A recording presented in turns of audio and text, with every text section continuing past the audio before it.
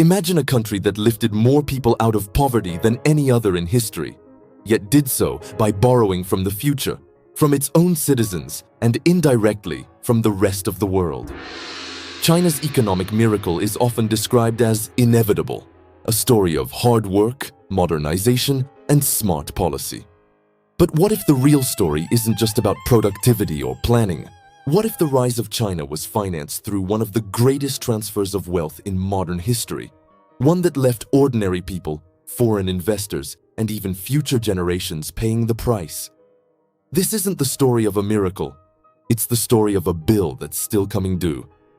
For decades, we've heard the same narrative, that China rose through manufacturing, exports, and cheap labor.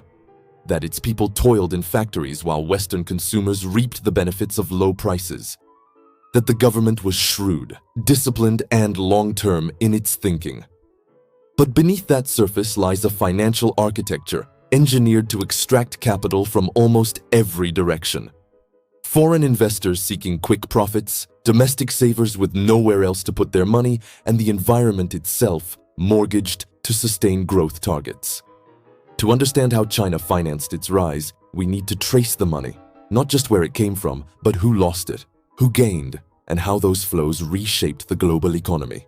It begins, like most modern financial stories, with a crisis, one that few outside China noticed. After Mao's death in 1976, China was poor, isolated, and suspicious of capitalism. But Deng Xiaoping changed that trajectory with his famous declaration, "To get rich is glorious."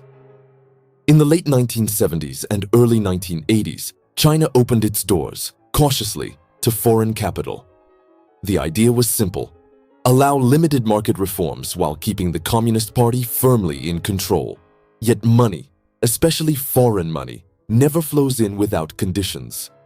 Western firms wanted cheap labor, stable exchange rates, and predictable rules. China's leadership understood that if they could create the illusion of those things, while keeping control over capital, they could harness the wealth of the outside world without surrendering political power. So the first trick in China's financing story was the creation of a semi-open economy. Foreign companies could invest in factories and export zones, but capital controls prevented money from freely moving in or out. That meant profits generated in China stayed in China, often recycled through state banks into infrastructure projects and industrial expansion. In the 1980s, those banks were essentially conduits for government priorities. They took household savings, deposits from workers with few other options, and lent them at artificially low rates to state-owned enterprises. The result was a massive transfer of wealth from ordinary citizens to the state sector. Savers earned almost nothing, while companies borrowed cheaply to fuel construction, manufacturing, and exports. This was the invisible tax of China's rise, negative real interest rates that punished savers to subsidize investment. Between the 1980s and 2000s, hundreds of billions of dollars in purchasing power quietly shifted from households to the state. But this wasn't enough. To build the highways, ports, power plants, and cities that symbolized China's ascent, Beijing needed foreign capital too. And so, in the 1990s, China turned outward again. The second phase of the financing story began with foreign direct investment, money from multinational corporations chasing low labor costs. Companies from the US, Japan, and Europe poured in to take advantage of a workforce willing to work for a fraction of Western wages. But that capital didn't stay foreign for long. Much of it was funneled into joint ventures and state-controlled projects, which allowed the government to retain ownership of assets while reaping the benefits of outside funding. It was a brilliant mechanism. Foreigners supplied the capital and technology, Chinese firms kept control, and the state captured the profits. This arrangement financed an industrial base at breakneck speed. By the late 1990s, China's export engine was roaring, but its domestic financial system was creaking under the weight of bad loans. State banks had lent recklessly to inefficient enterprises, and many of those loans went unpaid. By 1999, nearly half of China's bank loans were estimated to be non-performing. In most economies, that would trigger a collapse. In China, it triggered a rescue, one financed once again by ordinary people.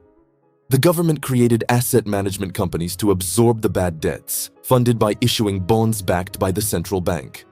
Essentially, China bailed out its banks using its own citizens' future savings. Inflation was kept low, wages were suppressed, and interest rates remained controlled, all ensuring that the cleanup didn't derail growth. Then came 2001. China joined the World Trade Organization, gaining access to global markets just as Western corporations were searching for new supply chains. The timing was perfect and devastatingly effective. In the following decade, China became the world's factory, producing everything from clothing to electronics. Its trade surpluses ballooned, reaching over $250 billion by 2006. Those surpluses were recycled into foreign exchange reserves, largely held in U.S. Treasury bonds. By lending back to America, China financed the very consumption that kept its factories running. But here's the paradox. While China was financing the U.S. consumer boom, it was also suppressing its own.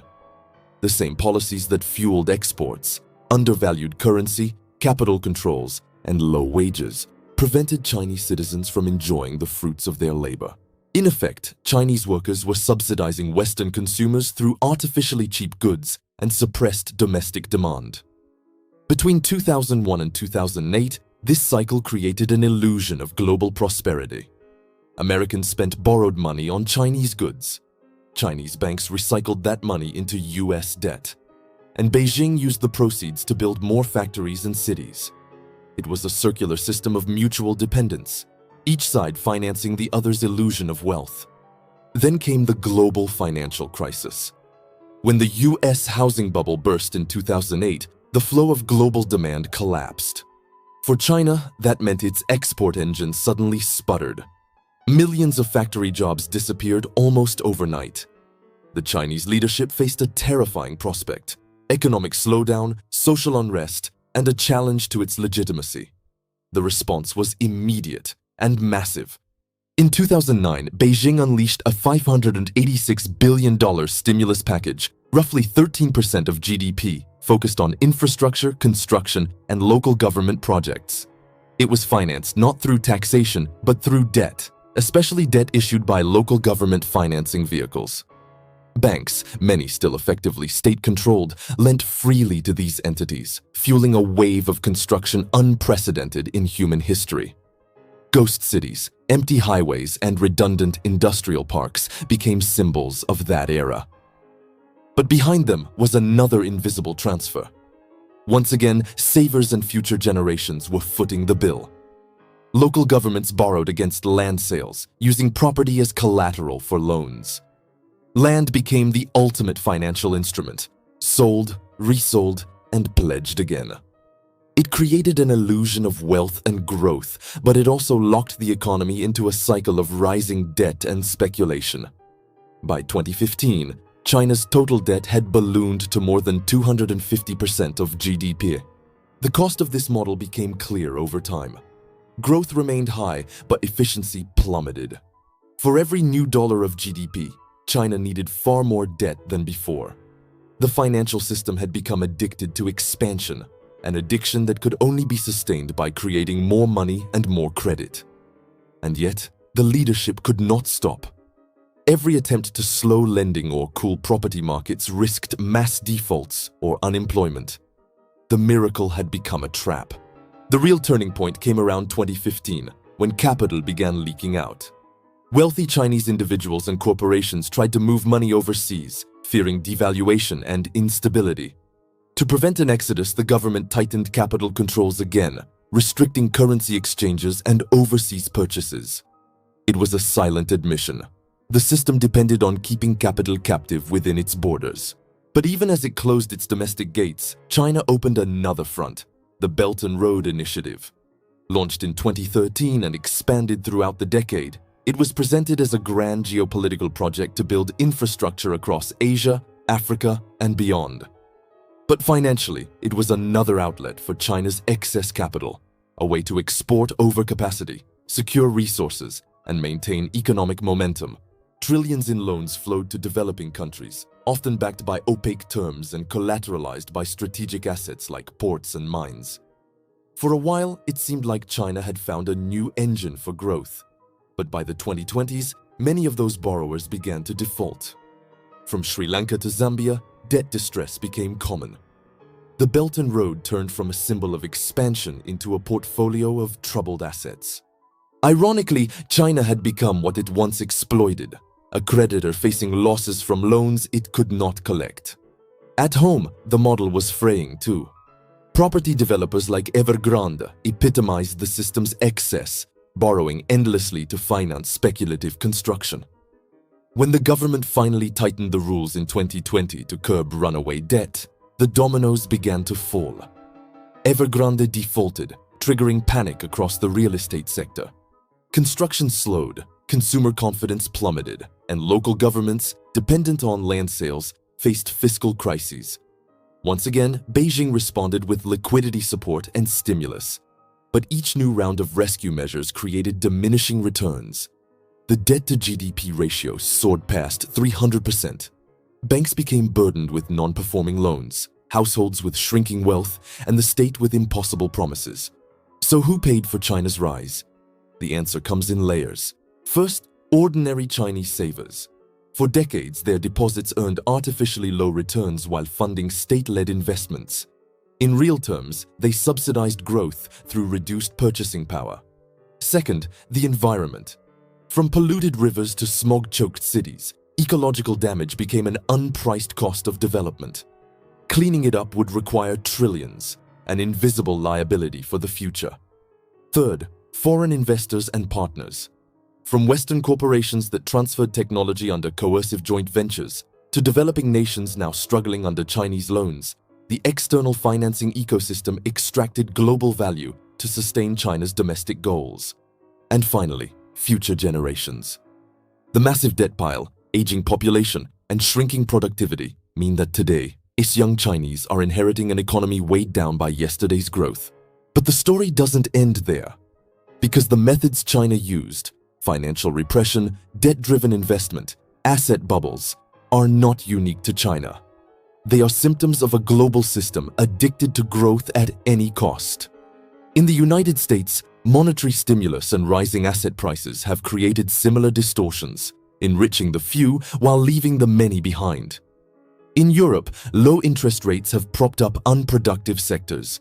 Across emerging markets, governments borrow to maintain illusions of prosperity. The underlying pattern is the same: borrowing from the future to sustain the present.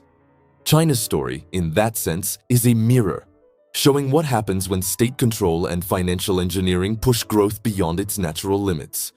It's a warning that even the mightiest economies cannot escape the arithmetic of debt, demographics, and diminishing returns. Let's look at the data. Between 2008 and 2023, China's total debt grew by more than 40 trillion, more than the entire GDP of the United States. Its working-age population peaked in 2015 and has been declining since. Productivity growth has slowed to a crawl, and the property sector, once a quarter of GDP, has become a deflationary drag. Yet official statistics still promise stability and control. It's a familiar illusion: numbers that reassure, narratives that justify, and a population asked to trust that the system will hold. But beneath the surface, the cracks widen. There is a repeating pattern in economic history: the rise of nations financed by mechanisms that eventually consume them. The Dutch Golden Age, the British Empire, the American post-war boom, all fueled by credit, expansion, and confidence, all ending in retrenchment. China's rise, for all its scale and speed, follows the same rhythm. When growth depends on suppressing consumption, manipulating finance, and borrowing against the future, the reckoning is only delayed, never avoided. And yet, amid this complexity, there are lessons worth drawing. First takeaway: financial repression can build nations, but it also builds fragility. China's system of controlled interest rates and captive savings allowed it to channel capital efficiently for decades. But it came at the cost of distorting incentives and concentrating risk in opaque institutions. What begins as discipline ends as dependency. Second takeaway: external surplus is not a sign of strength, but of imbalance. China's trade surpluses and vast reserves were symbols of power, but they reflected weak domestic consumption and overinvestment. Economies that export more than they import for too long are, in a sense, exporting their problems too. Third takeaway, growth built on debt cannot be permanent. Whether it's China's infrastructure binge, America's monetary easing, or Europe's fiscal expansion, every model that defers pain through leverage eventually confronts the limits of repayment. So where does that leave us? China today faces a choice between controlled stagnation and uncontrolled correction. It can continue managing appearances, rolling over debts, supporting banks, suppressing dissent, or it can confront the reality of declining returns and demographic decline. Neither path is easy, and both have global implications. Because the rest of the world is still entangled in China's story. Supply chains, commodities, investment flows, all are linked to the same financial machinery that once powered its rise. If that machinery slows, the shockwaves will ripple everywhere. The deeper question, though, is this. If every great power in modern history has risen by borrowing from its own future, who, in the end, will pay for the world's collective debt? Perhaps that's the true mystery of China's rise, that its financing model isn't an exception, but a preview, a glimpse of where the entire global economy might be headed. A world of mounting obligations, dwindling demographics, and illusions of perpetual growth. If you've watched this far, consider this your takeaway. The numbers that seem stable rarely are, and the systems that look strongest are often those most finely balanced on debt, control, and belief. Question what you're told about miracles. Follow the money, follow the incentives, and you'll see the hidden costs behind every boom. And if you want more deep dives like this, stories that trace the unseen mechanics of power, money, and history, subscribe. Because the next one might just show how the same forces that built the world we know are quietly reshaping it again.